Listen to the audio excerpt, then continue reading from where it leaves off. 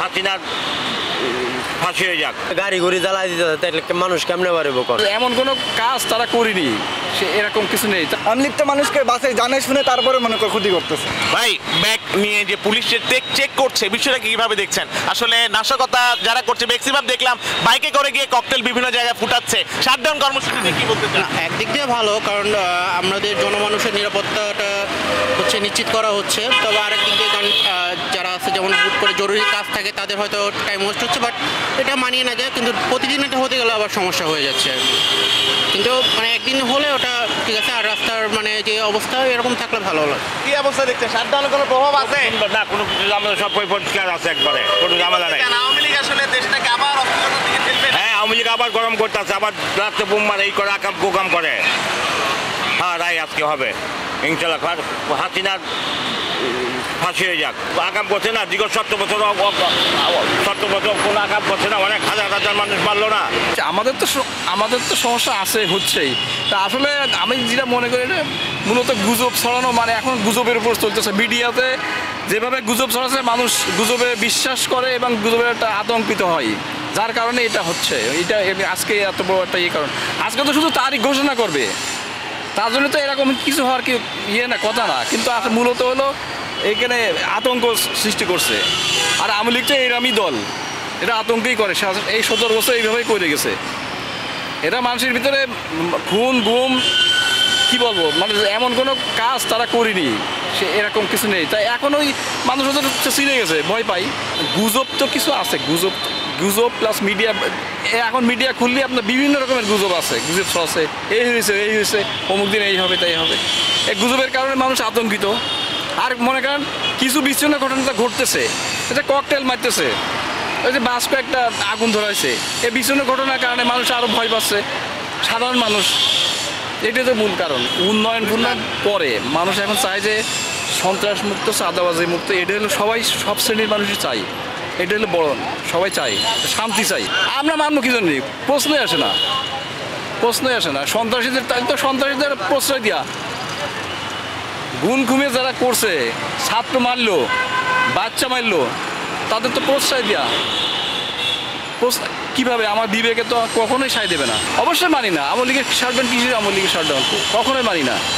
এই যে 17 বছর ধরে গুম খুন লুটপাট শিশু ধর্ষণ, তারপরে আর কি বলবো, এমন কোনো কাজ নেই তারা করিনি। এটার তো আর কি কারণ আর ব্যাখ্যা করা লাগবে। পরিস্থিতি তো এরকম হয়ে গেছে যে ওরা যে কর্মকাণ্ড ঘটাইছে কিছুদিনের মধ্যে, এখন শাটডাউনের থেকে ওরা করোনা থেকে বেশি ভয়ঙ্কর হয়ে গেছে মানুষ। কারণ দেখেন কিছু জায়গায় কয়েকদিন আগে কতবার ককটেল মারলো, এলে কারা মারছে, কয়েকদিন আগে একজনকে ধরলো মোটরসাইকেলের পিছন থেকে, সে ককটেল মারতে গিয়ে ধরে নিয়ে গেল। পরে তাকে ধরে জিজ্ঞাসা করলো, এটা আওয়ামী লীগ একজন কর্মী। তাহলে শাটডাউনটা করোনা খারাপ হইলো না, তাহলে আওয়ামী লীগ খারাপ হইলো বলেন? করোনা তো একটা মহামারী, এটা হবেই মানুষের কাছে, একটা রোগ জীবাণু, এটা কখন কার কাছে যায় ঠিক নাই। কিন্তু আওয়ামী লীগ তো মানুষকে বাসে জানে শুনে তারপরে মনে করে ক্ষতি করতেছে। তাহলে ভয়ঙ্কর হইলো না করোনা থেকে? হ্যাঁ, আওয়ামী লীগ আর কি করোনা থেকে ভয়ঙ্কর, অনেক ভয়ঙ্কর। ভাই দেশের ভালো চাইলে তো দেশ থেকে পালাইতো না, যত যা সমস্যা হয়েছে তার মনে করে সামনে থেকে মোকাবেলা করতো। দেশে ভালো হয় না, তাই তো ওরা পলাই গেছে, তাই না? যদি থাকতো থাক, আমার দেশে থাকি, আমার যা ক্ষতি হবে আমার দেশেই হবে। কিন্তু ওরা দেশতে ভালো চায় না, তাই দেশ মরে যাক, আমরা চলে যাই, আমরা বাঁচলে বাপের নাম। এই হচ্ছে ব্যাপার। নেতা কর্মী ভাই যারা নামছে ওরা হচ্ছে হুজুকে বাঙালি বলে না, ওখান থেকে কি ফোন করে বলতেছে কিছু 2-1 টাকা পকেটে দিয়ে দিচ্ছে, বাস। ওরা তো নামতেছে না, নামতেছে কি আমাদের মতো সাধারণ মানুষ, যারা মনে করো আজকে আমি কাজ করলে 1000 টাকা পাইতাম, আজকে ঘরে বসে থাকলে আমি পাবো না। যদি 1000 টাকা দেয়, আমি যদি আধা ঘন্টা চিল্লাচিল্লি করে আসি, একটা ককটেল মারে দিয়ে আসি, আমি 1000 টাকা পাইতেছি।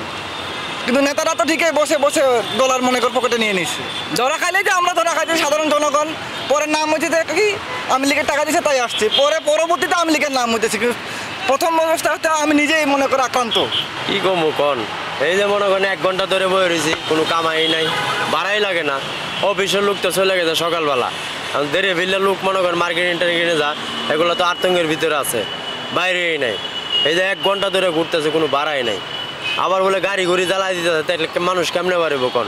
যাত্রাবাড়ি গাড়ি পুরাইছে, আশুলিয়া গাড়ি পুরাইছে, তো মানুষ কেমনে পারিব কন?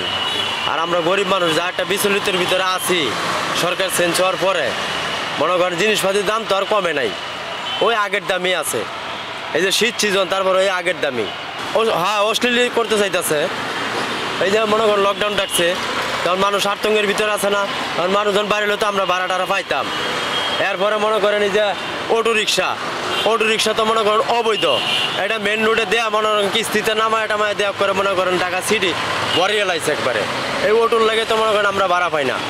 কালকে একটা অ্যাক্সিডেন্ট হয়েছে, অটোওয়ালা এমনি পল্লিকায়া পড়ছে, তারপরে তো সরকারের কোনো এটা নিয়ন্ত্রণে নিতে পারতেছে না। ঠিক আছে, এই আর কি। আর নির্বাচনটা যদি হয়ে যেত তাহলে আবার মনে করেন আমগর জন্য একটু ভালো হইতো আর কি।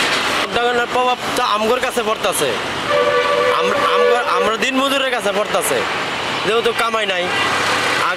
কালকেও এই টাইমে মনে করেন 500 টাকা কাম করে লাইছি, আর আজকে মনে করেন 300 হয় নাই এই পর্যন্ত।